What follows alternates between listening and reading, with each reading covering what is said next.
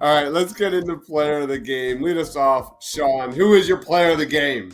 I hate to steal him, but it's Joel Embiid for me. I Okay. mean, everything absolutely changed when just his presence, the feeling that he was there, the mask, all the antics and the everything that came into this one. It just felt like tonight was made to be.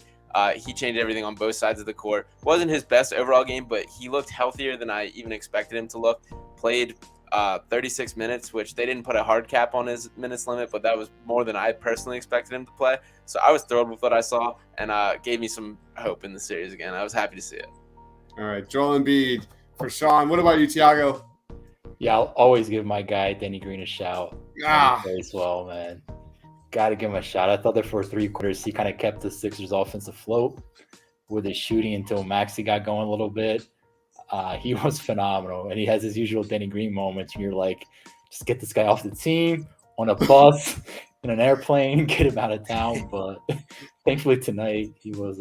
Those moments were very short bursts, and he played very, very well for the most part. all right. Well, hold on. Whoops. I'm gonna share I have two player of the games. My first jokingly player of the game goes to DeAndre Jordan. Let's look at this beautiful shot chart. That's a thing of beauty right there. I thought Duck was gonna play him. I thought Duck was gonna play him. I was gonna lose my, you know what?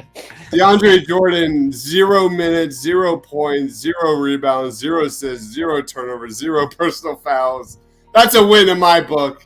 I'm good for that. All right, all kidding aside, Howie Roseman gets a shout out. That was a great draft.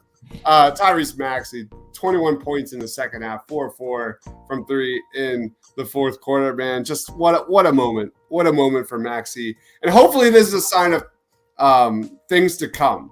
Because you look at the first half, right, Tiago? He's not involved in this offense whatsoever. And that bothers me. His major parts of this offense was really like a two-man game with Danny Green and setting everyone else up. In transition, I need more from Tyrese Maxey. And hopefully this second half is what we're going to see in games 4, 5, 6, and 7. Tiago, any thoughts on Maxey and how Doc can get him more involved? Because it's not been happening. So I do think, first of all, that Maxey defers way too much to Embiid when he's on the court. And I think Maxey can be a little more aggressive in his own right. But I would like to see them get involved with Joel in the pick and rolls, man. You have a guy, I think at one point they had Gabe Vincent defending him. If you involve Joel in that pick and roll, now you can just switch and you get Gabe Vincent on Embiid, man. That's a matchup advantage for the Sixers anytime. So I like to see a little bit more of that going on the Sixers offense. Felt like a lot of it was through Harden.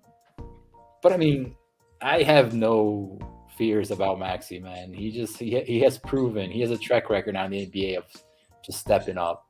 And that is priceless, man, when you have that type of skill set in your DNA. So I don't worry too much about Maxey at all. Do you worry at all about Maxey, Sean, or are you good? Yeah, not worried about him. I agree that he's too passive at times. I wish he would be more dominant. This is something that's just going to come with time for him.